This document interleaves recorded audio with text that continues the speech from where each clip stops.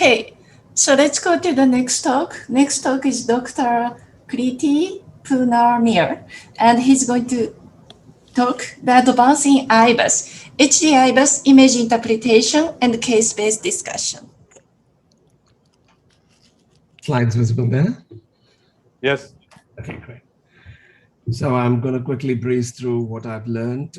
Thank you so much for this podium space and the opportunity to speak, with such an august audience. It has been a journey for me in my private practice, which is a solo private practice. From the year 2010, we've made an attempt to IVUS image just about everything that we did in the cath lab. And from then, it's been a tremendous improvement in imaging. 2000, we had the 20 megahertz volcano to start with. We went on to the 40 megahertz OptiCross series till we've got to our present. 2 years ago, a year ago, we got a 60 megahertz OptiCross HD. And you can see the refinement of the imaging and also the software that goes with it to kind of understand. I'm just going to quickly go into areas which have influenced me greatly as far as imaging is concerned. We all know the left main space is probably one of the most influenced as far as imaging is concerned. While we all believe that a pre-PCI imaging is mandatory, it is not always possible because of the calcium and the inability for imaging catheters to pass through.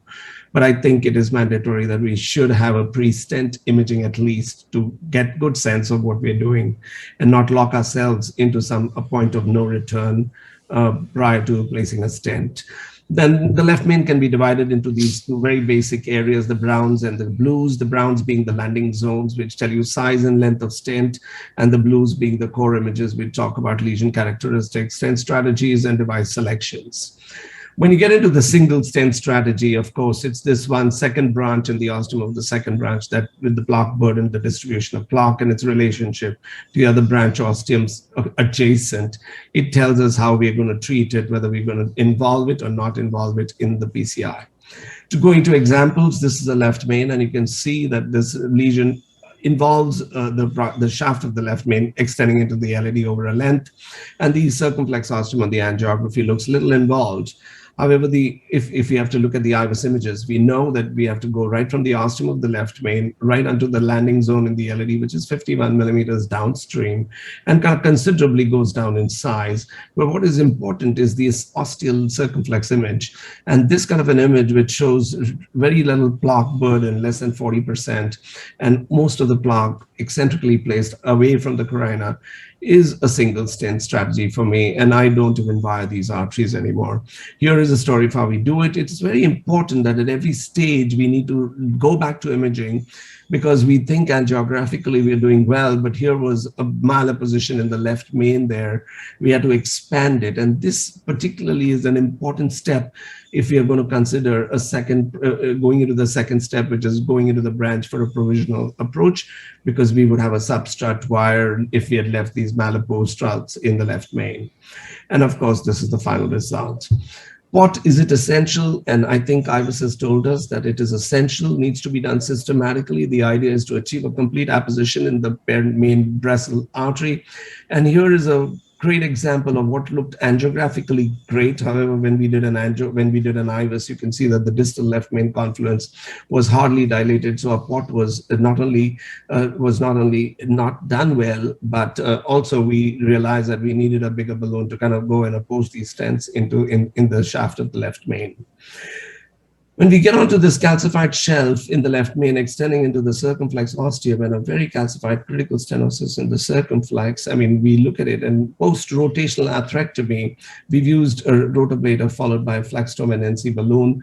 And what is important is not just the artery, which is the artery of interest, but actually the other artery, the second branch, and the ostium of the LED is very, very important. And here with the MLA of 6.5 and the kind of images that I see, I am quite confident to say that I could restrict myself to just this one stent extending from the left main into the circumflex and be okay with it and leave that LED on its own.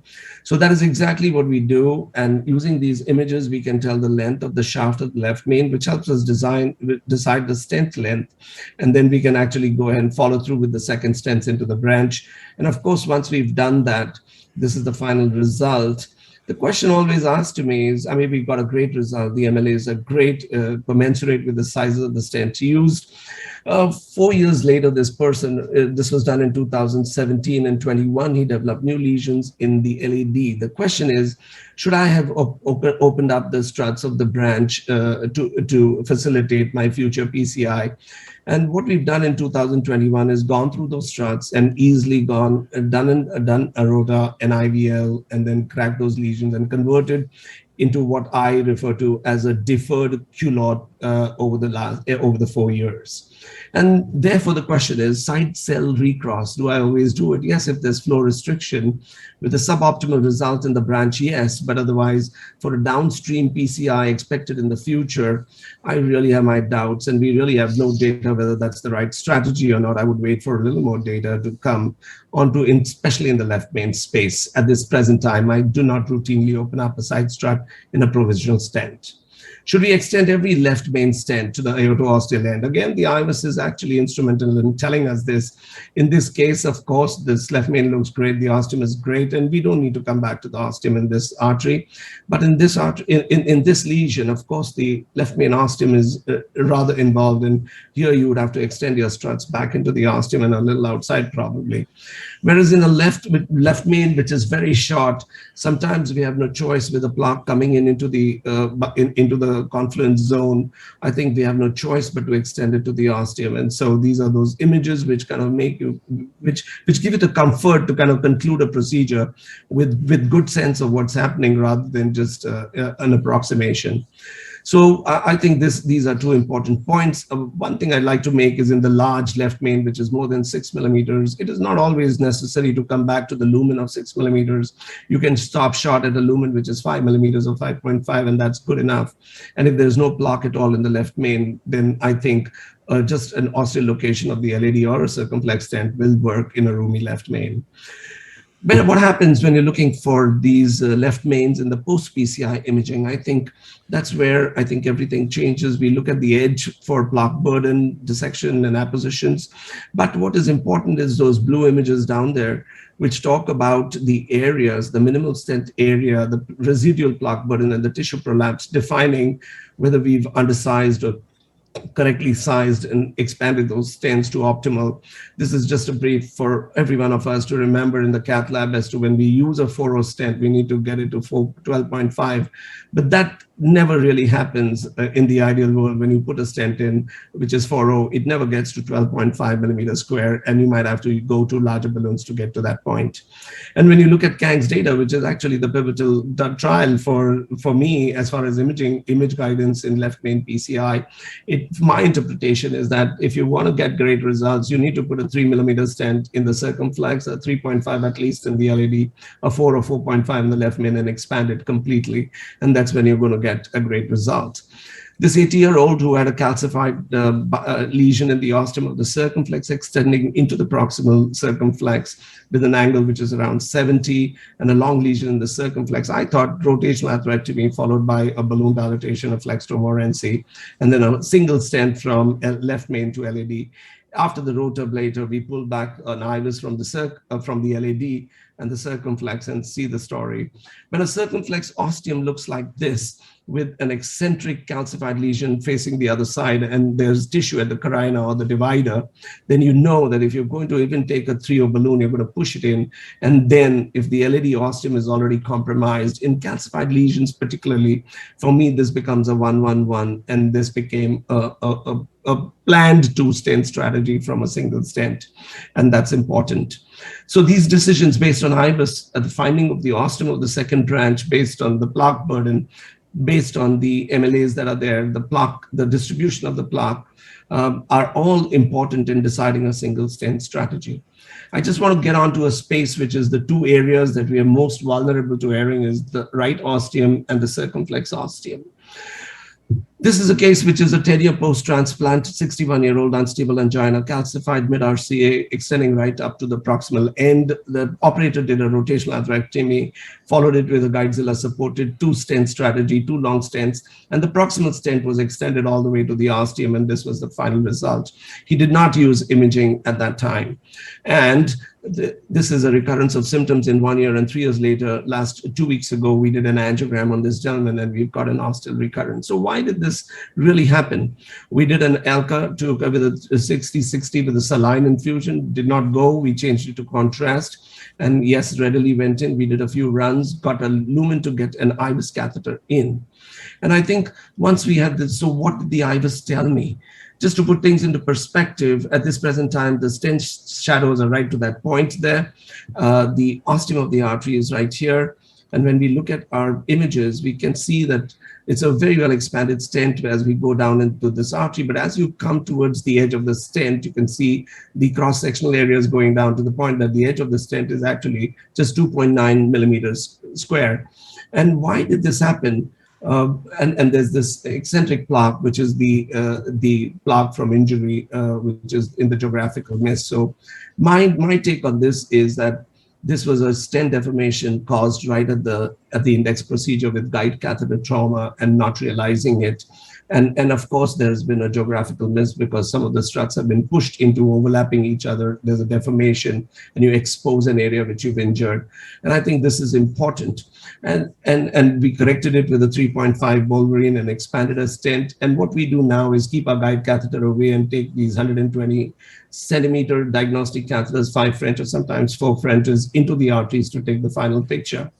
And this is what we achieved, which is a much better MSA, cross-sectional area for the stent than before.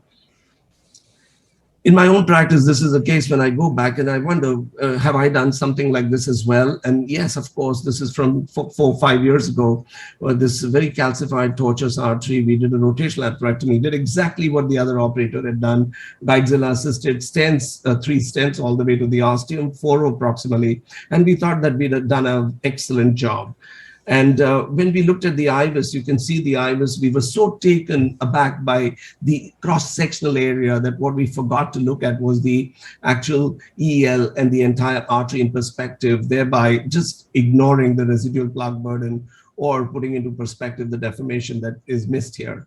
This patient came back in 3 months, and of course, this IVUS shows that there is a deformation, and that deformation actually led to a stent. This was again corrected with a large stent, and of course, we have to make sure that guide catheter trauma in the ostium and the proximal segments of the RCA are so prone to deforming the stent, and we need to make a conscious effort at changing that practice. This unfortunate surgeon colleague who had a circumflex bifurcation lesion ended up having 2 stents placed in a classical crush pattern, and with a final kissing balloon, no mention of pot in that report. He had a great result here.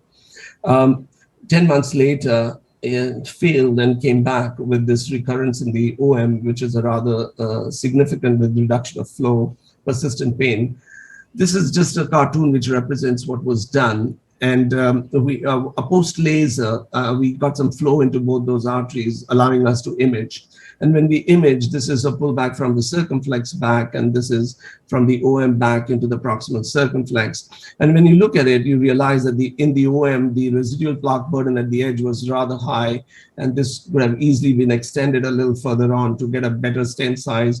And the stent diameter is just 1.8 in an almost 3 millimeter artery. Same story goes on, and this 4.1 millimeter circumflex ostium rather received just a 2.2 millimeter stent, that too not completely covering the ostium. There was a deformation of the stent at the branch point in the circumflex as well with an undersized stent.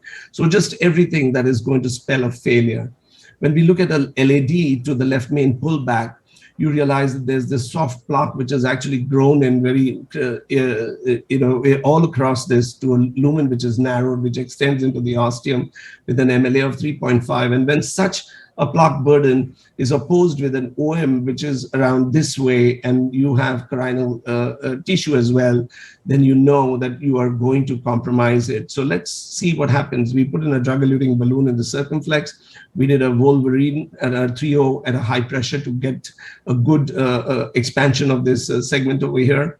And when we did that, you realize that the LAD had actually worsened. And here a pre-PCI FFR, which might have been negative, does not decide the future of this LAD when it gets compromised. And when you see a compromise in the lumen from 3.5 to 2.2, these LADs, once you put in a stent there, is going to remain, and they will progress because of the trauma. So we had to include the LAD, which we included in our angioplasty. We did a bifurcation. We put a drug-eluting balloon in the circumflex and did a DK crush for the left main and the OM, and this was the result. You can see that the LAD ostium is around 10 millimeters square, and the circumflex ostium is expanded to around 8.55 with a very good expansion of the left main. This is a similar theme when we do left mains, and this was a left main DK crush that was done similarly with all the steps followed. And why did he have a recurrence at the end of 2 years? He had a recurrence because when we go back to our index procedure and look at it, it's very clear that this is what we did. And when we look at the IVUS over there from the other time, we had accepted a 7.3 millimeter square area in the circumflex ostium as rather good. Because we were just blinded by things and saying that just a figure of 7.5 should be good enough for the circumflex. That's not the case really. What we at that time, we did not look at the residual plaque burden of the ostium. We did not try to identify the size of that artery there. And we did a rotational atherectomy for that ISR. And once we did that, the Wolverine did not expand, so we went to a IVL catheter, a 4O IVL balloon, which then further expanded that area, cracked the calcium, and allowed us to improve upon that circumflex ostium cross-sectional area from 7.3 to 12.4. I think we might have done him a favor this time, but we will see in the next 2 years whether he kind of does well with this strategy. Seems like a big improvement, and the plaque burden now is around less than 40%. I think in conclusion, TLR, as I've understood, is a result of under expansion and undersizing, and in these cases, it resulted from an inadequate lesion preparation for the most part, my own follies, and that's the circumflex. But more important, I realize is the need for caution in the right ostium because of limitations, inadequacies, and mistakes that we make, and our defensive approaches and lack of temperament at times to complete the procedure.